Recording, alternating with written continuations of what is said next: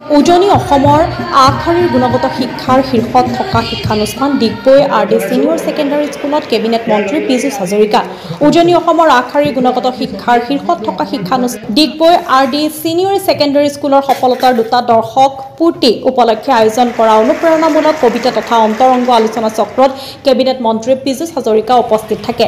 ছাত্ৰ ছাত্ৰীসকলৰ লগতে অনুপ্ৰেৰণামূলক বক্তব্য আগবঢ়োৱাৰ লগতে অন্তৰংগ আলোচনা কৰে। ছাত্ৰ ছাত্ৰীসকল এলেহুৱা মনোভাৱ ত্যাগ কৰি অধিক কষ্ট কৰিব পাৰিলেহে শিক্ষাৰ লগতে এজন সুনাগৰিক আৰু এজন সবল ব্যক্তি হিচাপে গঢ় লৈ উঠিব বুলি কেবিনেট মন্ত্ৰীগৰাকীয়ে নিজৰ বক্তব্যত আগবঢ়ায়।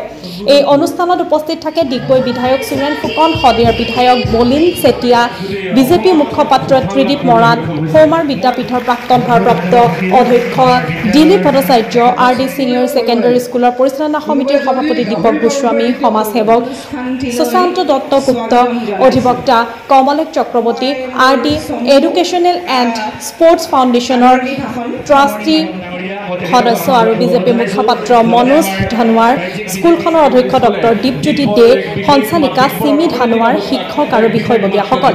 এই অনুষ্ঠানতে ডিগবৈ আৰক্ষী থানা অসমৰ শ্ৰেষ্ঠ আৰক্ষী থানা হিচাপে স্বীকৃতি পোৱাত RD ছিনিয়ৰ ছেকেণ্ডাৰী স্কুলে সম্বৰ্ধনা জনায় ডিগবৈ আৰক্ষী থানাৰ ভাৰপ্ৰাপ্ত আৰক্ষী বিষয়া দীপজ্যোতি দত্তক। ডিগবৈৰ পৰা নিচুমণি শইকীয়াৰ ৰিপৰ্ট, নিভাজ অসম লাইভ।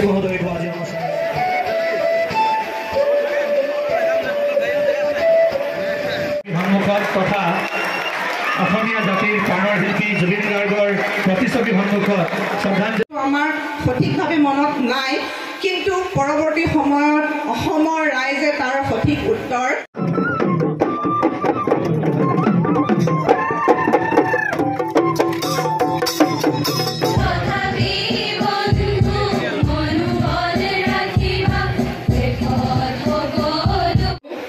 ইকনমি ডেভেলপমেণ্টৰ ক্ষেত্ৰত এটা অন্যতম কাৰক হিচাপে কাম কৰিছে। মেৰিটৰিয়াছ কিন্তু এলেহুৱা তেনেকুৱা মানুহে জীৱনত বহুত আগুৱাই যাব নোৱাৰে।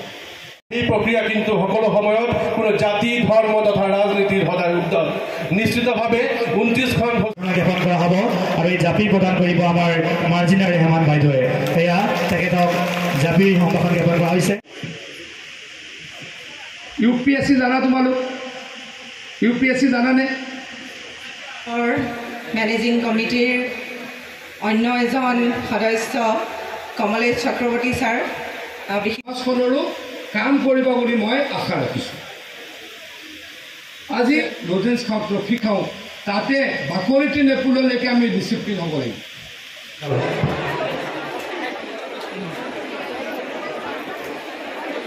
আমাৰ মাজত আহি উপস্থিত হৈছে। কথা পাতিবলৈ সুখী হওঁ, ভাল পাওঁ। এটা কথা মই তোমালোকক কওঁ, অধ্যক্ষ বসাই বুলি কয়।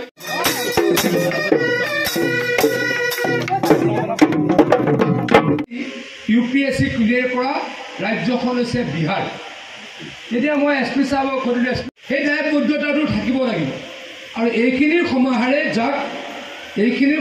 যাৰ জীৱনত উপৰোক্ত ব্যক্তিগৰাকীৰ নামটো তেখেতৰ নাজানিলোঁ, এইমাত্ৰ মোৰ আগত কৈছিলে। সময় কটাবলৈ মন গৈছিলে, কিন্তু আৰু এটা কাৰ্যসূচী আছে, ফুটবল খেলৰ উদ্বোধন। ফুটবল খেলখন সময়ত নাপালে বেলি লহিয়াব, নহ'লে যাবলৈ মন নাছিলে আৰু অলপ ষ্টুডেণ্টৰ লগত ইণ্টাৰেকশ্যন কৰিব মন আছিলে। যি কি নহওক, এই RD ছিনিয়ৰ ছেকেণ্ডেৰী স্কুলখনে অকল ডিগবৈ নহয়, উজনি অসমৰ শিক্ষাৰ ক্ষেত্ৰত বৈপ্লৱিক পৰিৱৰ্তন আনিছে। ইয়াৰ লগত জড়িত সকলোকে মই অন্তৰৰ নিভৃত কোণৰ পৰা ধন্যবাদ জ্ঞাপন কৰিছোঁ। ছাত্ৰ ছাত্ৰীসকলৰ ভাল হওক, যথেষ্ট ছাত্ৰ ছাত্ৰীয়ে ইয়াৰ পৰা পঢ়ি ভাল ৰিজাল্ট কৰিছে, আৰু ভাল হওক ভগৱানৰ ওচৰত প্ৰাৰ্থনা জনাইছোঁ।